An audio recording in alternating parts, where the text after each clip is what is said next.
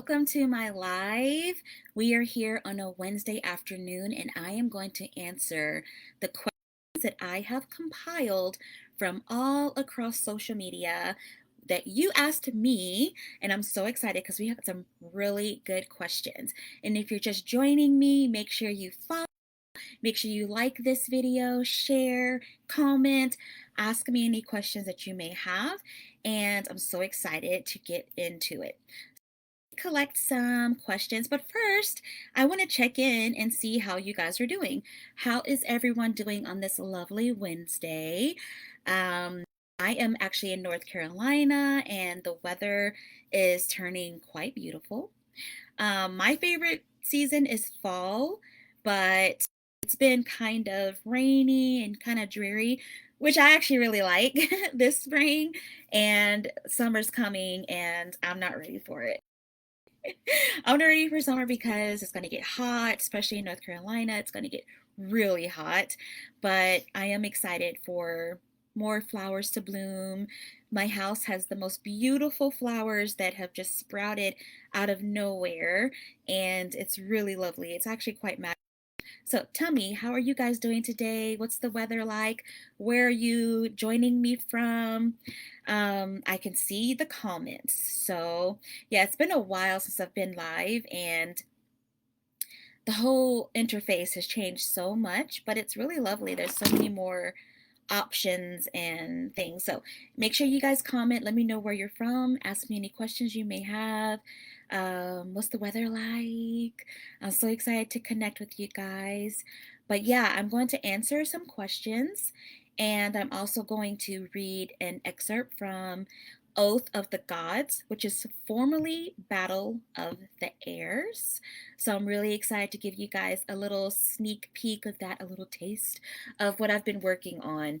Because I've been working on this book for, it's been years now. And I'll tell you, it's been, my Euro Chronicles series is a lot longer than my other series. It is very dense. It is true high fantasy, multiple characters and plot lines, and so many things to wrap up. So I'm really excited to show you guys what I've been working on this time. I haven't only been working on Oath of the Gods, I have been working on other things.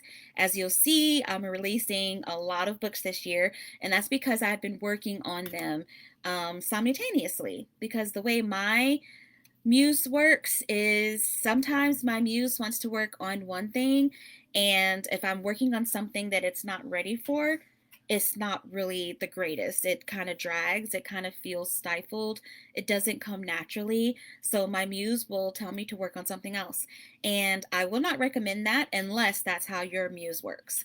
I will tell you that if I was giving advice to a new author that's just getting started, I will see how your muse works, like whether you're a plotter or a pantser, and whether you can work on one thing at a time. Starting out, though, you usually will work on one thing at a time, but once you get more into it, you'll start having more ideas, you'll start getting more comfortable working on multiple things, and I would just kind of test the waters to see how it works.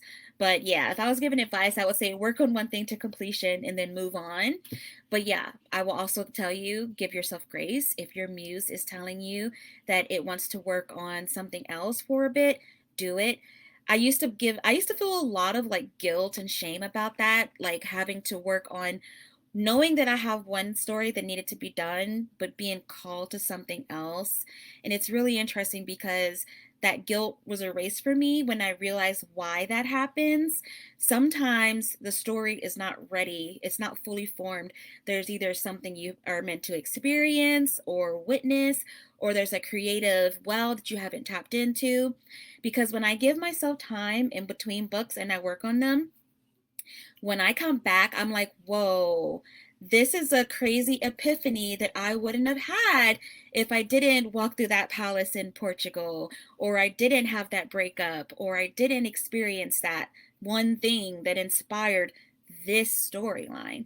So I will tell you, give yourself some grace. Don't let that shame and guilt weigh you down, because I'll tell you from personal experience that shame and guilt can actually turn into what is known as analysis paralysis. There's so many things to work on, and I'm not going to work on any of them because I'm overwhelmed by choice and by expectation of it all.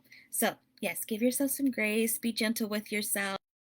Um, Looks like my frame rate is low. Let's hope that resolves. Let me go ahead and get into the questions because it looks like my internet is struggling. All right. That's what I get for moving to the boonies. I love my house though. I love my house so much. It's beautiful. It is my sanctuary. It is a paradise. So yeah, let's get into the questions. So if you have questions, put them in the comments below. But I do have some compiled here. And we start with the first question from Steve Cortinas, author. He asked, who is your greatest inspiration as an author?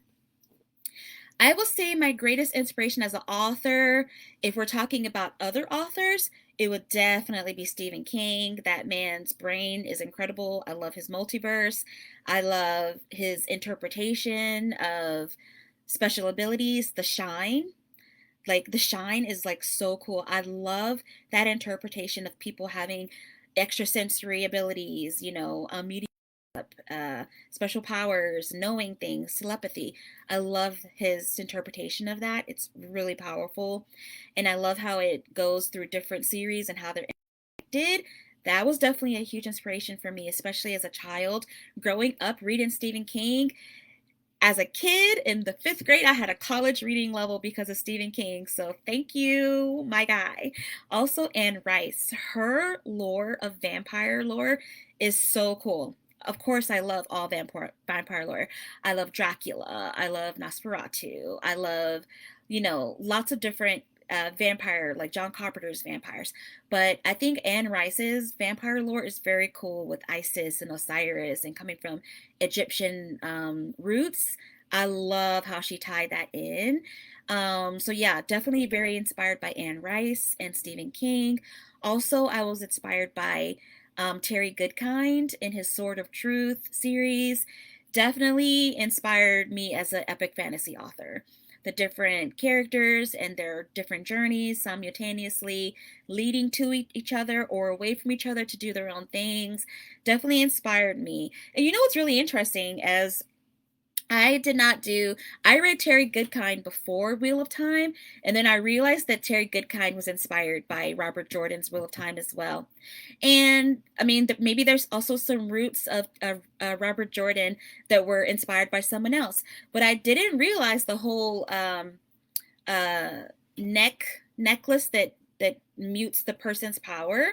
That was in Wheel of Time, as well as the Sword of Truth series. So I thought that was really interesting because that concept of being able to mute someone's power with like a necklace or um, cuffs or something of that nature definitely inspired me too, because I was like, that is a really interesting way to take the person's power and have them use other parts of themselves to solve a problem or deal with the danger or the issues they're having to deal with, and that definitely ups the stakes.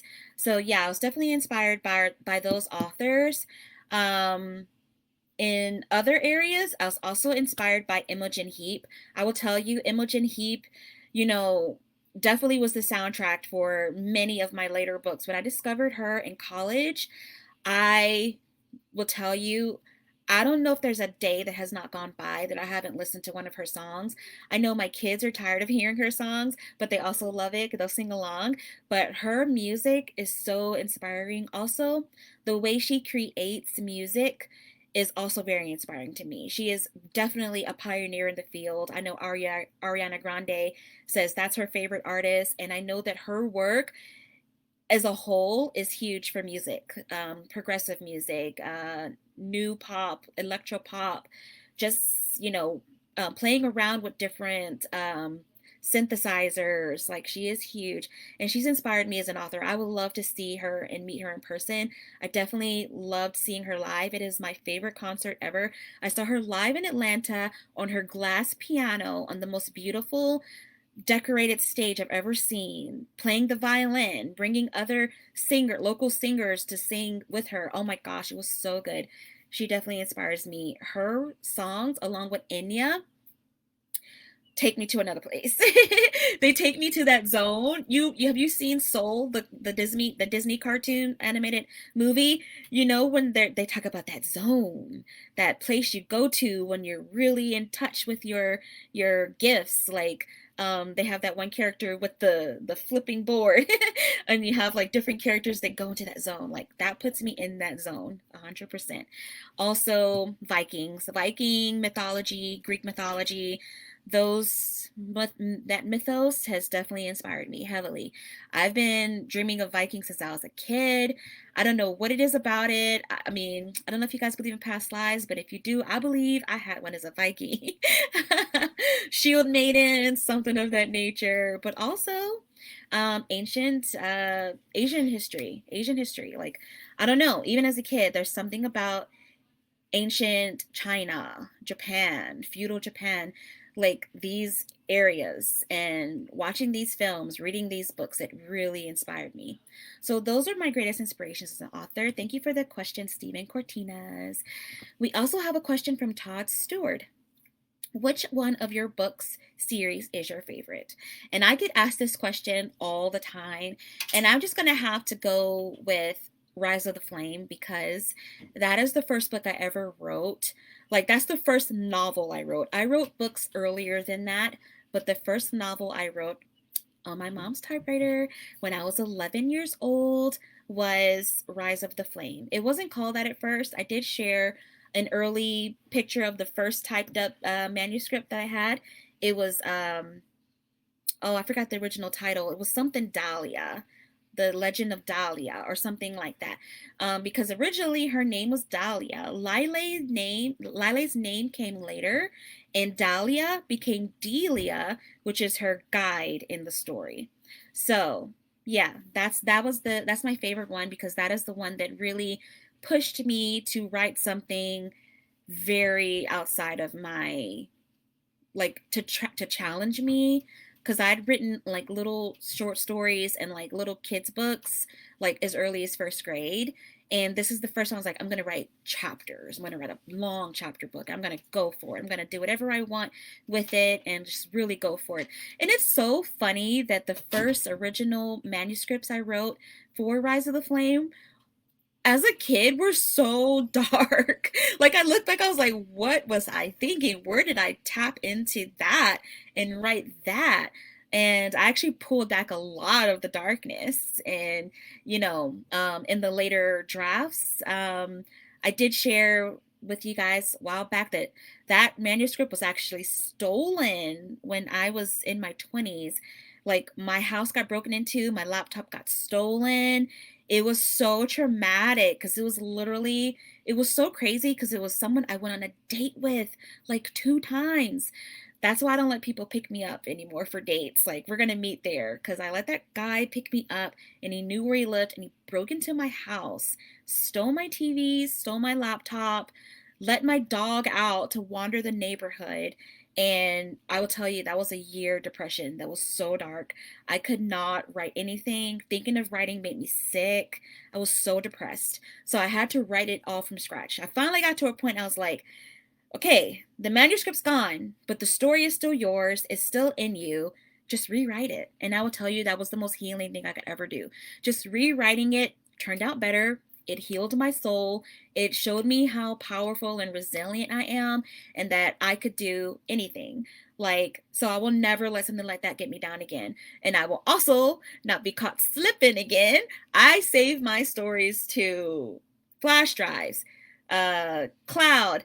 I email it to myself. I will never let that happen again. I oversave, and that's just because I'm not gonna let that happen again because that was a lot of work. That was 800 pages of work I had to redo, but it was the first draft. The second draft came out better, third draft even better.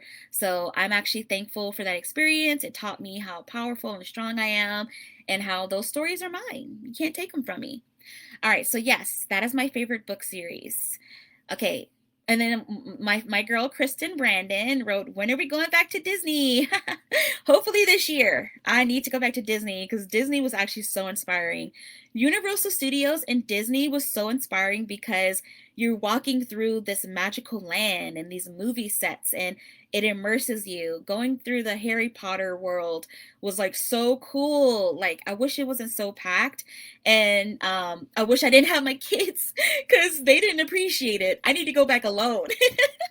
I need to go back alone just to be in Harry Potter world where I can stand in front of the displays and like really take it all in, dress up, everything.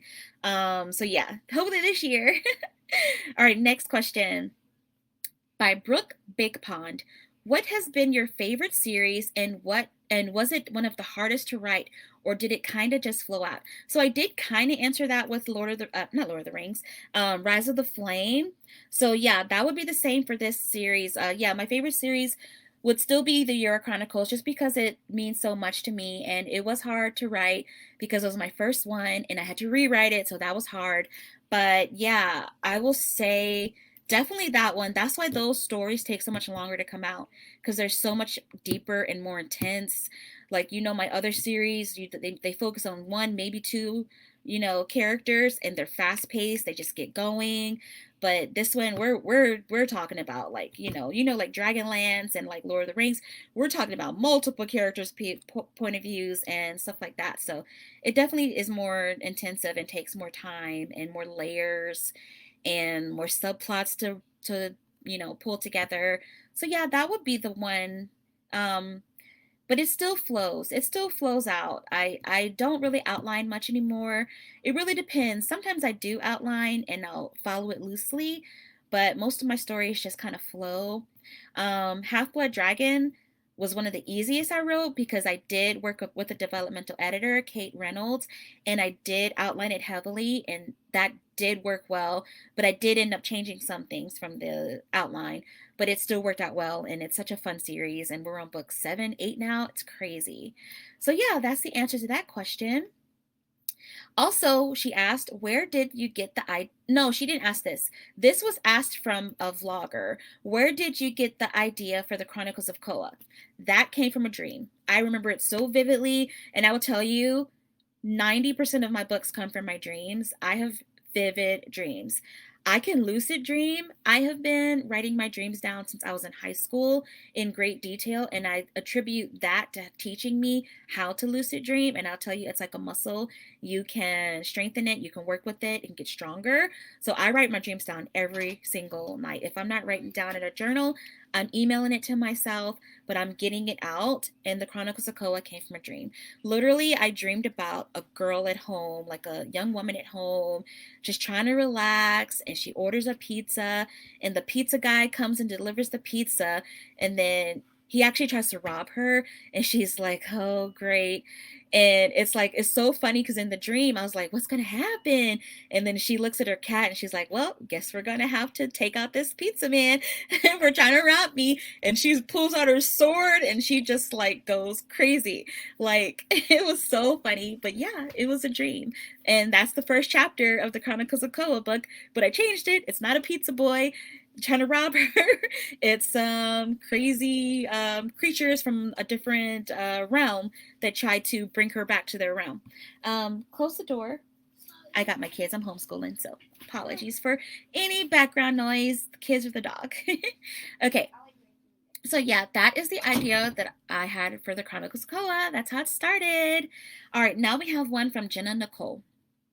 And let me check if there's any comments. Okay, Jenna Nicole asked, when you start to write a new book, do you already know what you will write, or do you create as you write? I do have an idea, and I write backwards. Most of the time, I realize that I have the idea, and I usually write the last scene or last chapter first, and then I'm like, huh, how did we get here? So I actually kind of write backwards. Yeah, I'll do the last chapter or the last scene or the last like the last goal, and then I go back. Like, how did we get here? Because this is epic. This is the end. So how do we get here? So yeah, that's how I write. But it does flow for me. I'm usually character driven, and the characters usually determine the plot. I'll have like a main idea of what I want to accomplish and how I want to get there, but the characters surprise me every step of the way. Let me think. Okay, so when I wrote the Chronicles of Koa series, Halston and Koa really surprised me. If you know my Chronicles of Koa series, something major happens in book two that Halston does that I did not see coming, but it has driven the entire series in a completely different direction that I thought it would go, and it's epic. Same with the Dragonborn saga, book six, what happens with the king, completely character driven. And I will tell you, I leaped out of my seat when they told me that this is what's going to happen in the story. And it was heartbreaking, but it was crazy, crazy intense. And it definitely lays the groundwork for Rowan's mental state in the following series. So, yeah, they're usually character driven. They're usually an idea comes from the dream or concept, and I kind of just let it flow. But yeah, I plan loosely, but I leave space for the characters to show me where we're going. All right, thank you for the question. Next, we have Sarah Hansroth. Which of the books you wrote is your favorite and why? I'm obsessed with Fallen Empire and the Empire of Dragon Chronicles, but also the Blood Lottery. The Blood Lottery was originally Waking the Dark, and The Darkest Day was the original trilogy name of Rise of the Flame trilogy. So The Darkest Day has been in my head since I was a kid. So Ava's story in the Blood Lottery is actually some of Lile's story, but I it was too much for one character, so I ended up breaking it up. So at in some on some level, Ava is Lyle. Let's say it's one of Lile's past lives. But yeah, so that one is very close to me as well. And Half Blood Dragon. It was just so much fun. It's crazy that I was working really hard on Blood Lottery, Blood Princess or Crimson King. I think it was Blood Princess, and I had to pre-order and I was trying to get ready, and then something just it was actually a pre-made cover is what I bought for Dragonborn, Rise of Half Blood Dragon that inspired the story. I just wrote it like over like a week. Like me and my development editor, we got together, we like brainstormed, we wrote this outline, and I wrote it within like a week, and then we I kept adding more to it, and it took took like less than a month, and then we did the editing, and then that story just blew up. Like I didn't even see it coming. That's why when I said tell you, write what the muse is telling you, because it's like something important. So if I hadn't wrote that, like, I mean, I'm sure my books would have blown up sometime, but I would tell you that's the series that just like took me to a whole different level. Like it was crazy. So yeah, that one is one of my favorites as well. So those are like my top favorites. What else do we have here? And the question, and why are those my favorite books? Because those are the characters that I just really resonate with. They're a piece of me. The traumas that Lily dealt with and the feelings of not fitting in and being the black sheep and the scapegoat, like those were things I took with me, I held with me as a kid. So there's this whole thing about authors writing out their trauma and using books as their therapy, and that's literally what I did as a kid. So that was definitely my experience, and that's why those characters mean so much to me. And it's also like, wow, if I had all this power, what would I do with it? So yeah, that's kind of why. It's all healing for me. It's all exploring different concepts and like, what would I do in a situation? What did I do in this situation? All right, now we have Mike Barnett. When in your life did you decide you to become a writer and why? That was first grade. I read The Prince and the Pauper. My grandma gave me and my cousin a really beautiful copy of Prince and the Pauper and Little Women, and we would read them and then switch them and read the other one. Prince and the Pauper, for some reason, it inspired me so much. I was like, I could do this. I want to do this. I want to write stories. So I started writing stories. I would write a story, I would illustrate it. I would take wallpaper, like peel and stick wallpaper, and I would staple cardboard box cut out into the shape of a book cover, wrap it with wallpaper, and then I would staple it, or I was making books. I was binding books, punch a hole and tie it with a yarn and make my own books. And I remember taking one to school, and my librarian, she boosted me up so much. She put it in the library with like a gold star, like it won a prize. And I would tell you that single act like really gave me the push to like, wow, keep going, keep going, keep going. Like it was crazy.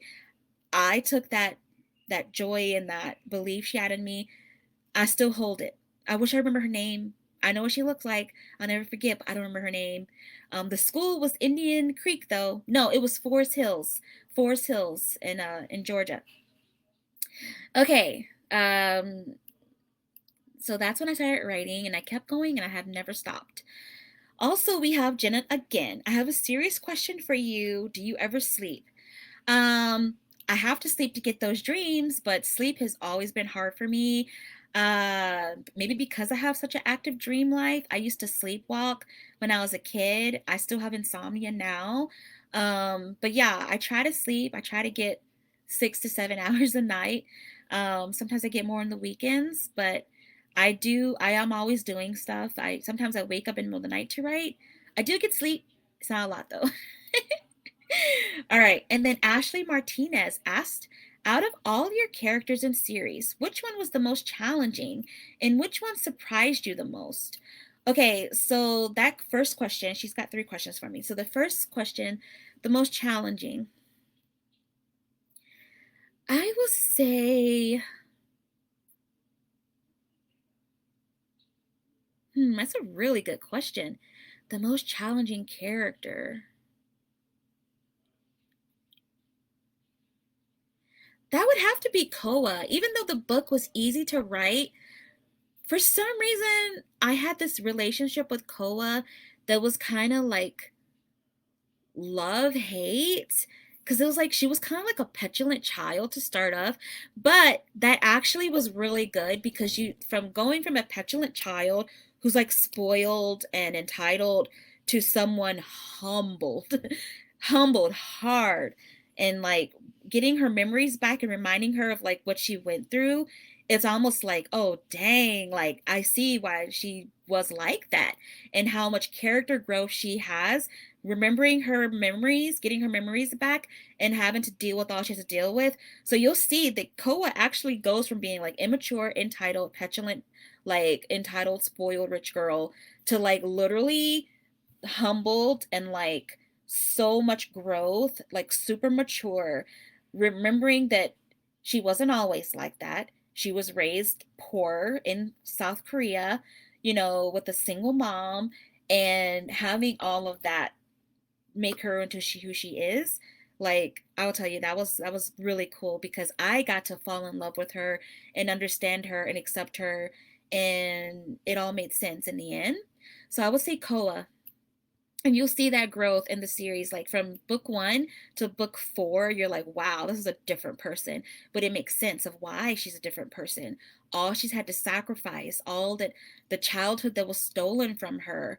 Okay, it's crazy, it's crazy, and I love it. I love Koa now. That's my girl. All right, so what was the next question? So yeah, she was the most challenging and she surprised me the most. Which character do you personally identify with the most? Lila, hands down. Definitely growing up, feeling like I didn't fit in. I was really shy. I was bullied. We moved every year, just like Lila. My family moved literally every year. We would pick up and move to a new town, and I would go to a new school every year. And that's Lila's experience. Her and her family would move every year. Hers was because she was being hunted and they had to stay on the move.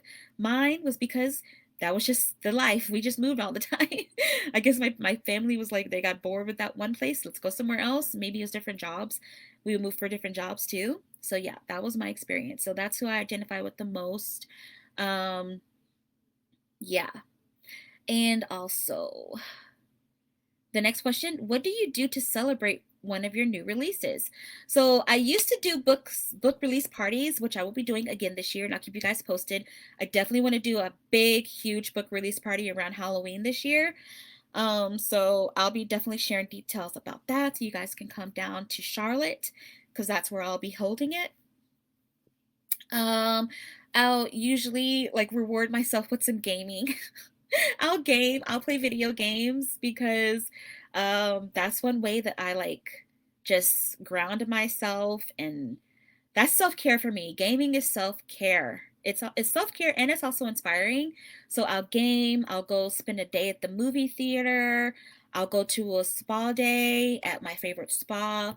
Those are some things I'll do to celebrate a release. Yeah, that's usually it. I don't drink, so I don't like pop champagne or anything. Um, but yeah, if I drink, I do drink sometimes for celebrations, but it doesn't really serve me anymore. It just makes me tired, so I don't really drink anymore. Okay, so those are the questions that I have from you guys. Love it so much. Those are really, really good. If you have more, put them in the comments. And let's go ahead and get to a reading from Oath of the Blood, formerly Battle of the Heirs. This is book 5 of the Euro Chronicles, Lile's story. But we're starting from the point of view of Yaska. So I'm going to read that for you guys. All right. The wind swept in and wrapped around Yaska and Arya as they stood at the entrance of the forest. Yaska's silver hair wavered freely with the cool gust of air as the smell of pine, primrose, and spruce wafted toward him. For many years he'd been skybound, soaring through the clouds and observing the world from heights most would never achieve. It was a vantage point that couldn't be replicated. Even though he was back in his elven form, he couldn't help but miss it, the freedom, the weightlessness. The curse had been broken, but his connection to the air element remained. Silver elves were much different from the other races of Eloin. Their connection to the realm was one that went deep, but it was the power of air that kept them thriving for thousands of years. The next stage of his journey was clear, and with the Trian woman he'd always loved by his side, he knew there was nothing he couldn't accomplish. Arya was his muse, and now that he had his body back, he could do things that he'd only dreamed of when he'd been trapped within his eagle form. Her beauty was unmatched, even against all of the stunning silver elf women he'd grown up marveling at.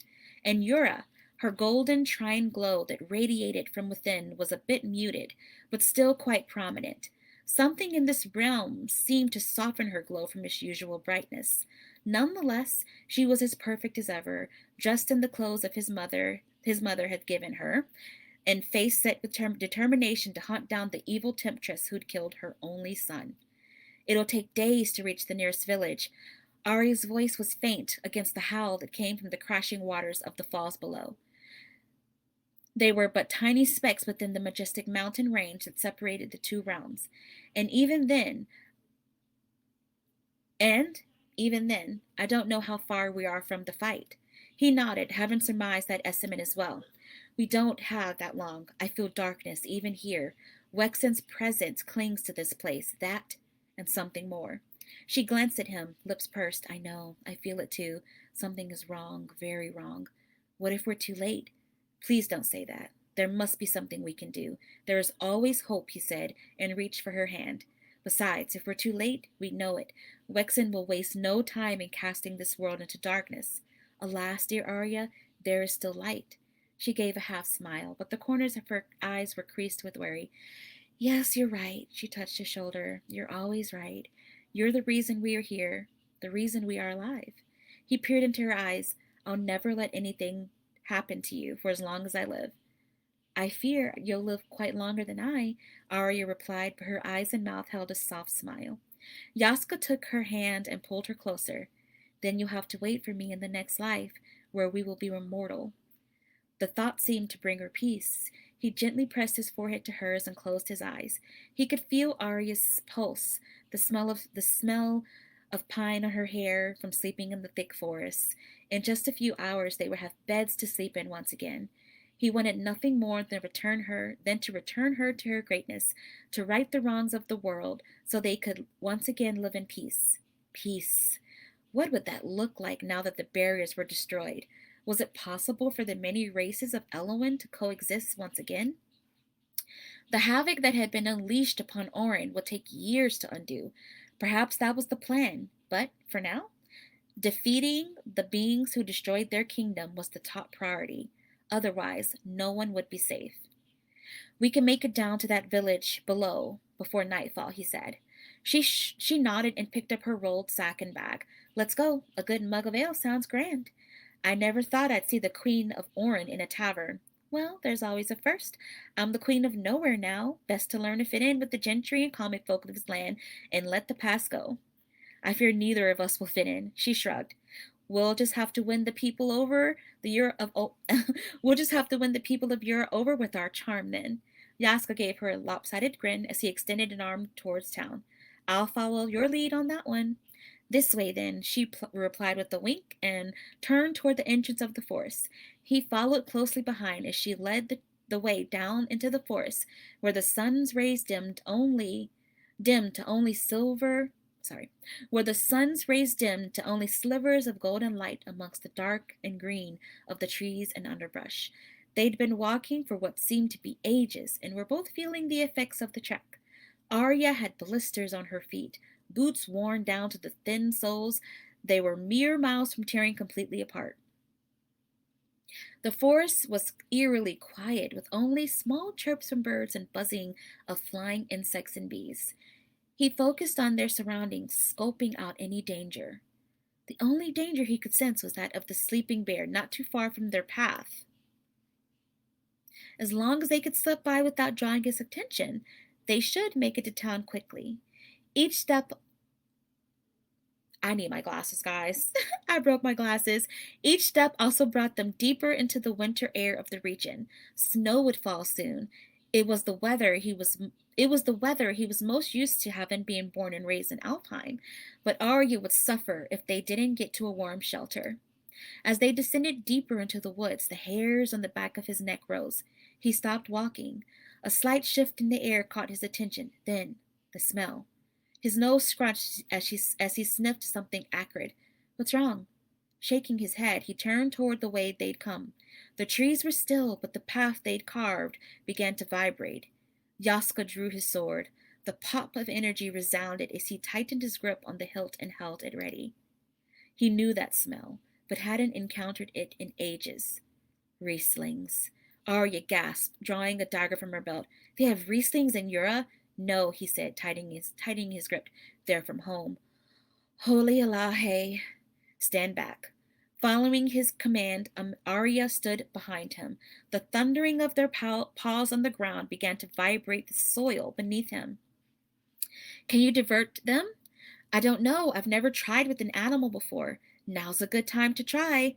I don't see any of them yet. They're coming. I'll fight them off. The pack raced toward them, pounding the ground with their heavy paws. Half a dozen giant, wolf-like creatures with large fangs and snarling snouts approached at full speed. Yaska inhaled, and as they got closer, something within him activated. A feral instinct that took him somewhat out of his usual battle style. His breathing slowed as did time, and as he looked ahead at the threat, all sounds faded to whispers. His sword's first taste of flesh and blood sent a spray of red mist into the air. Someone was calling his name, but they seemed so far away. All that mattered in that instance was protecting Arya, silencing the threat at hand. The sounds of crunching bone and squeals blotted out his own thoughts as he slashed and stabbed, spinning on his heels with grace. He caught a Riesling by the throat and crushed his windpipe before throwing it into the last standing creatures. The gnashing of teeth and growls only fueled him. Arya was at his back. He made sure he shielded her with his body and tore through their assailants before all went quiet. Chest heaving, his focus returned to the present moment. The sound of his own labored breaths filled the silence. It was then that he noticed the damage that he'd done, and the look of horror on Arya's face. What? Yasa asked, his vision clearing. Every hair on his body seemed to stand on end as a wave of cold washed over him. His gaze followed Arya's and he noticed the smoky trindles lifting from the mangled carcasses strewn on the bloody forest floor. His eyes widened, heart quickening. The tendrils took form, dark like pitch, and wavered, floating toward him. The scant sunlight illuminated the shadows as they reached for him like several hands prepared to pull him to the underworld. Yaspa gasped, stumbling backward. What's happening? But as he stared in disbelief, the shadows seeped into the bloody blade. It took a moment to understand what had just occurred when Arya spoke the shocking truth. Yaska, she said, the horror fading from her face as realization took over. Did you just capture their souls? Speechless, Yaska stared down at his blade, and how his hand glowed. When he looked back up at her, his brows were lifted. I think I did. And that is an exclusive chapter for you guys. You can read more exclusive chapters on my Patreon, patreon.com/KNLee. And if you have questions for my next Q&A, make sure you comment, make sure you post them in my fan page, which is linked on this post, the official KNLee fan page. I love you guys so much. Thanks for your support. Keep following me, keep commenting, sharing, subscribe to my page, and I'll see you guys in the next one.